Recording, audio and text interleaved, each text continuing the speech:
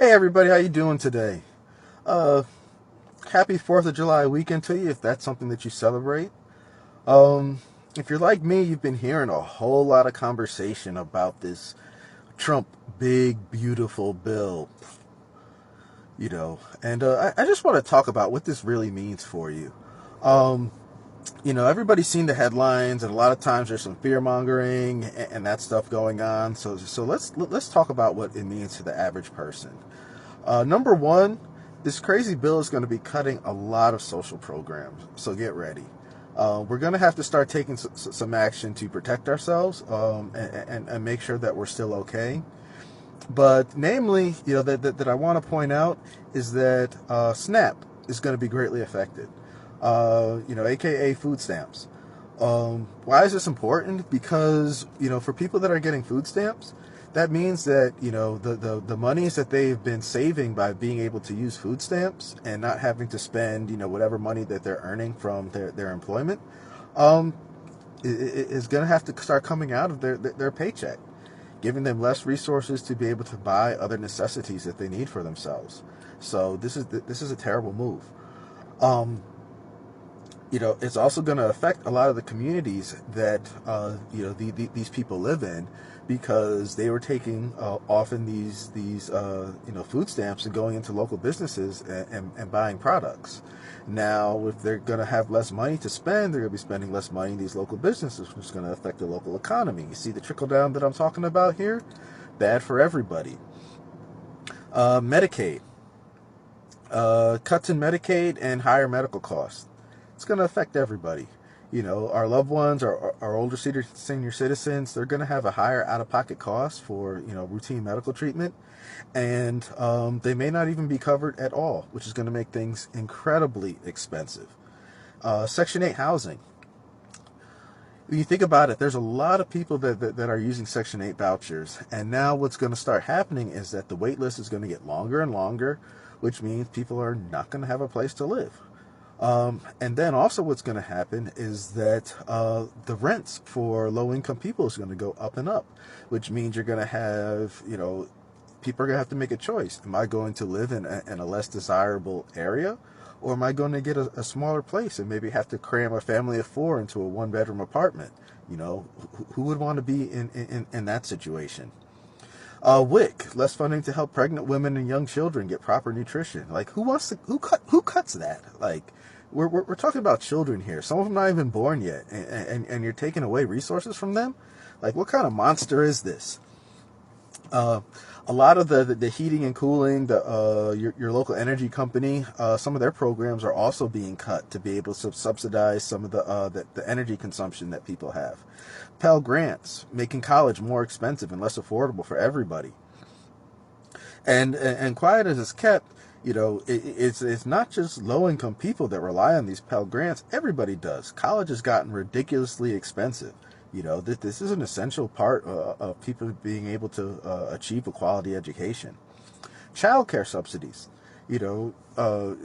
Some people I know are paying $1,000, $1,500 a month per child to try to get childcare, to go to work, to make money just to pay for childcare. It's a vicious cycle. It's ridiculous.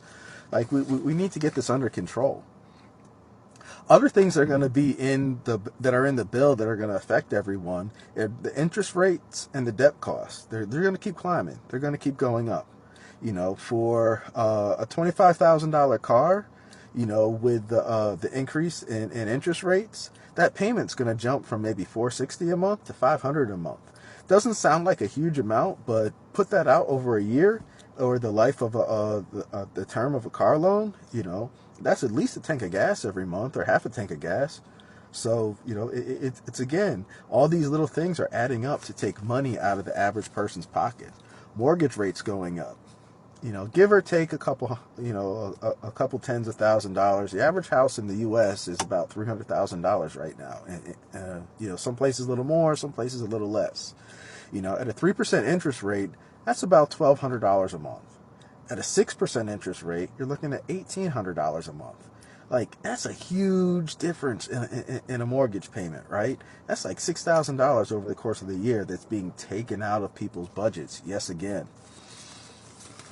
And again, like to double down with like taking away Pell Grants and make things even worse and harder for students, student loans are going to get more expensive. The interest rate on them are going to go up, making college again yet even more unattainable and more expensive for the average everyday American. Now, the lifeblood of America has always been small business.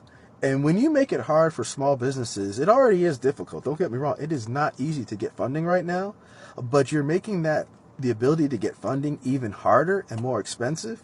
These small businesses are going to have a harder and harder time to be profitable and to maintain, what they need to keep the business running.